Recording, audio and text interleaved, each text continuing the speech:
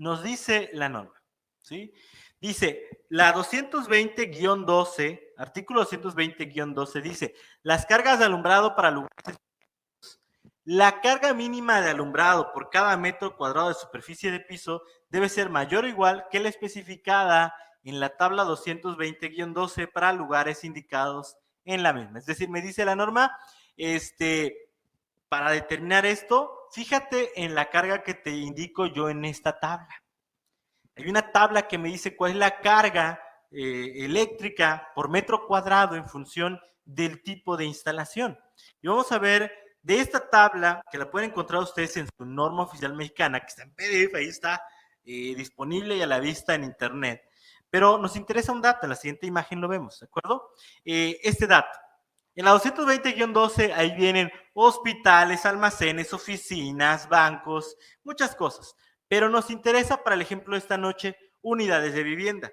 Unidades de vivienda lo puede ser una casa, ¿sí? Un domicilio. Y me dice, la carga unitaria por metro cuadrado expresada en volt-ampere podríamos decir que es equivalente a watts, pero no hablamos de watts, sino de la multiplicación aritmética del voltaje de alimentación por la corriente nominal que viene allí en el equipo, va por el fabricante. Así que si hago esta multiplicación, dice, y por metro cuadrado debe ser 33 volt-ampere por metro cuadrado. Y con ese 33, ese 33 me lo voy a llevar a la siguiente fórmula, ¿sí? Dice la fórmula, para calcular el número de circuitos, vas a tomar ese factor, que puede ser otro número, en otro tipo de inmueble, ¿sí? En este caso, para las viviendas, 33 por el área habitable del bien inmueble, entre el voltaje de alimentación, 120, 127, depende de tu caída de tensión, cuánto te está llegando, ¿de acuerdo? En tu centro de carga. Y luego eso por el amperaje de tu protección. Es decir, este circuito derivado de alumbrado y uso general, adelanto, la norma dice que estos circuitos van a 15 amperes. No vamos a hacer la suma y luego ver cuánto lo protegemos. No, dice, piensa que son circuitos de 15 y métele lo necesario para que en 15 amperes queden protegidos tus circuitos. Así que la guía es, tomo ese factor, lo multiplico por los metros habitables de este bien inmueble y lo divido entre el voltaje y los 15 amperes. Vamos a aplicar esta fórmula en un ejemplo, ¿sí? La siguiente imagen creo que no lo tiene. Así que vamos a aplicarla aquí en el pizarrón. Muy bien, vamos a pensar en una vivienda, ¿sí? Tengo la cámara aquí en el pizarrón, a mi izquierda.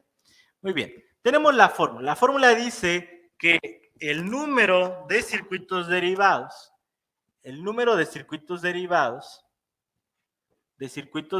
para alumbrado y uso general, va a ser igual a esa carga de 33 volt-amperes sobre metro cuadrado multiplicada por los metros cuadrados de área habitable dividida entre el voltaje. En este caso, pensemos que es 120 volts y el amperaje al que van protegidos estos circuitos, que es 15 amperes.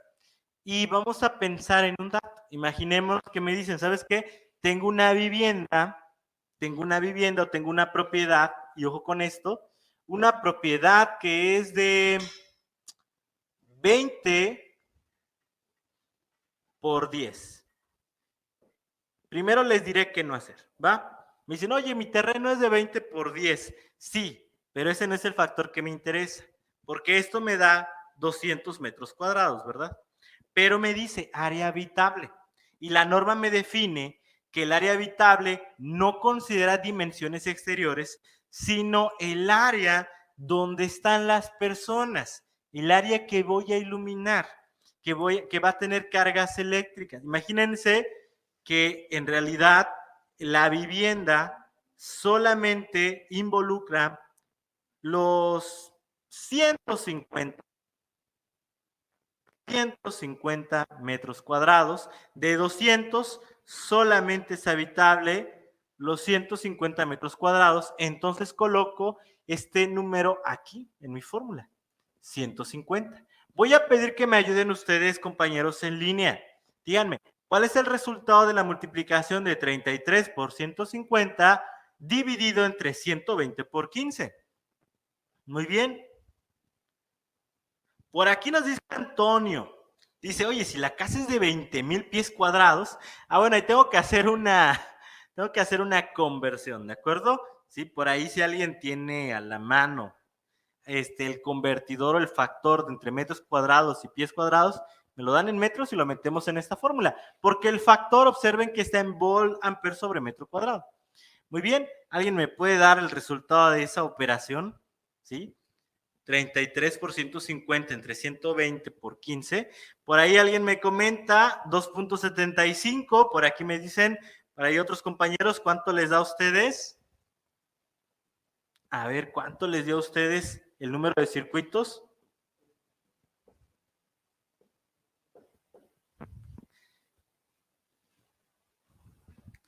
$2.75 me dicen. Muy bien, Mario también nos dice, Efraín dice 2.7. Muy bien. Ok, no significa que vamos a poner dos circuitos y una fracción de otro, ¿no? Lo redondeamos, ¿ok? Esto lo redondeamos y se iría a 3 circuitos. 3 circuitos, ¿para qué? Para alumbrado y uso general, ¿de acuerdo? Esto recuerden que no incluye los de uso específico. 3 circuitos que van protegidos a 15 amperes, ¿de acuerdo? Vamos a ver qué más necesitamos. Ya tenemos primeros 3 circuitos. ¿Qué dice la norma? Siguiente imagen. Dice, inciso C, unidades de vivienda. Dice, circuitos derivados para aparatos pequeños. Además del número de circuitos derivados indicados en otras partes, ¿sí? Se deben instalar 2 o más, ojo, 2 o más circuitos de 20 amperes para aparatos pequeños para los contactos especificados en la 210-22. ¿Y cuáles son esos? Dice en adelante, y me gustaría regresar la cámara un poco para acá. Muy bien. Muy bien. Dice, además, dice, circuitos para lavadora. Dice, además del número de circuitos derivados exigidos en otras partes de la norma, se debe instalar al menos un circuito derivado de 20 amperes para alimentar contactos de la lavadora. Ojo, un circuito específico de 20 amperes, ¿para quién? Para la lavadora en unidades de vivienda. Ok, no dice un circuito para el cuarto de lavado, no, para la lavadora. ¿Qué más? Dice circuitos derivados para cuartos de baño. Además del número de circuitos derivados exigidos en otras partes, al menos un circuito de 20 amperes para alimentar los contactos del cuarto de baños, ¿va? Así que antes de continuar, ¿qué son los circuitos de aparatos para aparatos pequeños? Creo que en la siguiente diapositiva está especificado, ¿sí? Dice, ¿cuáles son esos aparatos pequeños? Dice, en la cocina, despensa, comedor, desayunador, o como lo llames, ¿va? En donde vas a preparar tu comida. Dice, 2 o más circuitos de 20 amperes para aparatos pequeños deben alimentar todas las salidas de contactos de pared y de piso a las que se refiere el inciso anterior de esa sección. Dice, a las que se refiere este inciso y las salidas de contactos para equipos de refrigeración. Así que ya tenemos una idea, ¿de acuerdo? Necesito 3 circuitos para alumbrado y uso general y además un circuito para la lavadora, al menos. Un circuito para los cuartos de baño. Dos circuitos para mis aparatos pequeños o aparatos en la cocina. ¿Por qué la cocina necesita 2 circuitos? Porque a la hora de utilizar la cocina, seguramente se han dado cuenta, siempre está el refrigerador. Pero en ocasiones tenemos que si el congelador, que si el microondas, que si la freidora de aire que está de moda y todos los aparatos trabajando, bueno, ahí llega un momento en el que necesito ¿sí? Porque a veces sucede que en algunas casas a la hora de que están cocinando y a la hora que empiezan a encender todos los aparatos es cuando empieza a fallar el suministro eléctrico. Yo les voy a preguntar a ustedes, de acuerdo a su experiencia, de acuerdo a su experiencia, ¿por qué? ¿Por qué es necesario dividir una instalación eléctrica en múltiples circuitos derivados? De acuerdo a su experiencia. ¿Por qué me dirán las normas?